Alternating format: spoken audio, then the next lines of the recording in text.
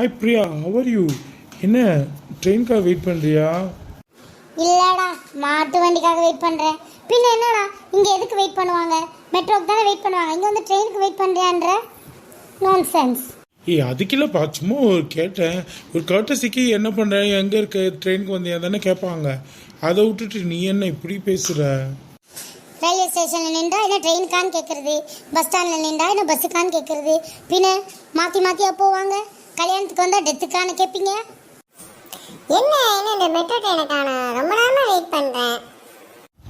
Hello madam, வரும் madam, 5 minutesல வந்துடும், don't worry. ஒரு பொண்ணு அழகாக இருக்கக்கூடாது? அங்கேருந்து 10 கிலோமீட்டர் தள்ளி இருந்தால் கூட இங்கேருந்து பேசிடுவியே நீ.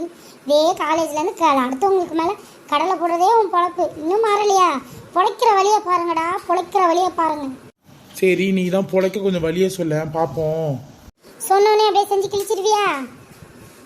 இப்போ ட்ரெண்டில் ஒன்று மூவ் ஆகிட்டு இருக்கு, என்னன்னு தெரியுமா? அதான் கிரிப்டோ கரன்சி. கிரிப்டோ கரன்சினா என்னன்னு தெரியுமா? நீங்கள் கேள்விப்பட்டிருக்கியா? அந்த பிட்காயின், எத்தீரியம், பில்டெக்ஸ், அந்த மாதிரிலாம் நிறையா காயின்ஸ் இருக்குது. நீ அதில் இன்வெஸ்ட்மெண்ட் பண்ணனா உனக்கு பிரைட் ஃப்யூச்சரும் இருக்குது. அதை பற்றி தெரிஞ்சுக்க விருப்பப்படுறியா? சொல்லுப்பா, இந்த மாதிரி தான் யாராவது கைட் கொடுக்கணும்னு வெயிட் பண்ணேன். சம்பாதிக்கிற காசு அன்னன்னைக்கே செலவு பண்ணி ஜாலியாக இருக்கிறோம். ஒரு சேவிங்ஸும் இல்லைப்பா. ஏதாவது சேவிங்ஸ் இருந்தால் தான் பின்னாடி ஃப்யூச்சருக்கு ஏதாவது ஒன்று ஒரு பொழப்பு நடத்த முடியும். இப்போ வெயிட் பண்ணு, எங்கள் அப்பா கீழே டிக்கெட் தான் வாங்கிட்டு இருக்காரு. அவர் வந்து உனக்கு எக்ஸ்பிளைன் பண்ணுவார், டீட்டெயிலாக சொல்லுவார், கேட்டுக்கோ. ஓகே? Hi daddy. எவ்வளோ நேரம் டாடி டிக்கெட் வாங்க? எவ்வளோ நேரம் நான் வெயிட் பண்ணுறேன். என்னம்மா, ஆலந்தூருக்கு ஒரு ரூட் இருக்குது, ஏர்போர்ட்டுக்கு ஒரு ரூட் இருக்குது. எந்த ரூட்னே தெரியாமல் மாற்றி நம்ம போயிடக்கூடாதுல, அதனால கரெக்டாக கேட்டுட்டு வந்துட்டேன். இப்போ நம்ம போக போகிறது ஆலந்தூர். அதுக்கு தான் ட்ரெயின் வருதான், அதான் கொஞ்சம் லேட் ஆகிடுச்சு. டிக்கெட் வாங்கிட்டேன். நல்ல வேலை சண்டே வந்தோம், ரேட்டு கம்மி இப்போது. ஆமாம், இந்த பையன் திருத்திரு முடிச்சுட்டு உன் பக்கத்தில் நிற்கிறான். யார் இவன்? Yes daddy, he is my friend Sundar, my college mate. Uncle, Priya சொன்னால் இந்த மாதிரி கிரிப்டோ கரன்சி பற்றி நீங்கள் வந்து எனக்கு எக்ஸ்பிளைன் பண்ணுவீங்கன்னு, அதை பற்றி கொஞ்சம் சொல்கிறீங்களா? ஏப்பா, கிரிப்டோ கரன்சினா ஒன்றும் இல்லைப்பா, ஃபுல் அண்ட் ஃபுல் டிஜிட்டல்ப்பா. இப்போ எப்படி நம்ம வந்து டிஜிட்டலாகவே யூஸ் பண்ணுறோமோ அதே மாதிரி இருக்கிறது தான் டிஜிட்டல் வடிவத்தில் இருக்கிற காயின்னா பிட்காயின் சொல்லுவாங்க. அதுக்கு பேர் தான் கிரிப்டோ கரன்சி. இப்போ நம்ம ஒரு சவர நகை வாங்கி வைக்கிறோம். அது பார்த்தோன்னா ஒரு 5 வருஷத்தில் ஒரு 5000 ரூபாய் ஏறும், இல்லை மிஞ்சி போனால் 10,000 ரூபாய் ஏறும். அதுதான் தங்கத்துக்கு நம்ம அதிகமாக இன்வெஸ்ட்மெண்ட் பண்ணுறோம். அதனால் வீட்டில் வாங்கி வைக்கிறோம். அதே மாதிரி தான் தங்கம் வந்து வடிவம் இருக்குது. இந்த கிரிப்டோ கரன்சிக்கு வடிவம் கிடையாது, டிஜிட்டல் காயின் சொல்லுவாங்க. அதை நம்ம வாங்கி வச்சோன்னா மினிமம் பட்ஜெட்டில் 25,000 ரூபாய்க்கு வாங்கி வச்சோன்னா ஒரு 5 வருஷம் கழிச்சு 10 வருஷம் கழிச்சு அதோட மதிப்பே வேறு மாதிரி இருக்கும். அது நமக்கு ரொம்ப யூஸ்ஃபுல்லாகவும் இருக்கும். அங்கிள், பிரியா சொன்னால் இந்த பிட்காயின்னா இந்த பில்டெக்ஸில் தான் டேடி இருக்காங்கன்னு சொன்னால் நீங்கள் என்ன பேசுகிறீங்க? எனக்கு கொஞ்சம் இன்னும் விரிவாக சொல்லுங்கள் அங்கிள்.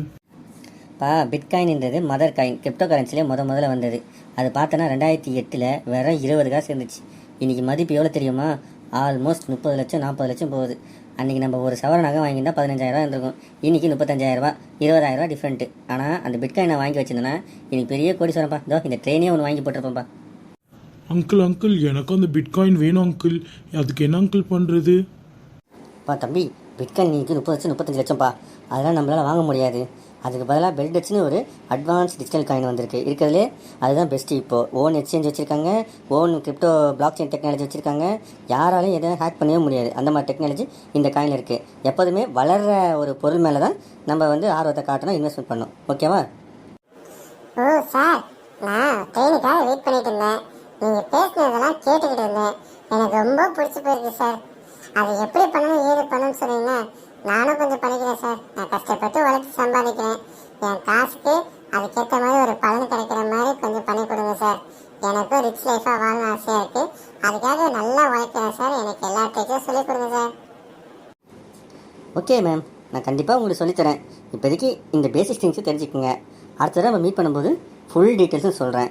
என் ஃபோன் நம்பர் நோட் பண்ணிக்கோங்க. நான் ஜூம் மீட்டிங் லிங்க் அனுப்புகிறேன், அதை அட்டன் பண்ணுங்கள். அதில் ஃபுல்லாக நல்லா எக்ஸ்பிளைன் பண்ணுவாங்க. அதை நல்லா கற்றுக்குங்க. ஏதாவது டவுட் இருந்தாலும் அதில் கேளுங்க.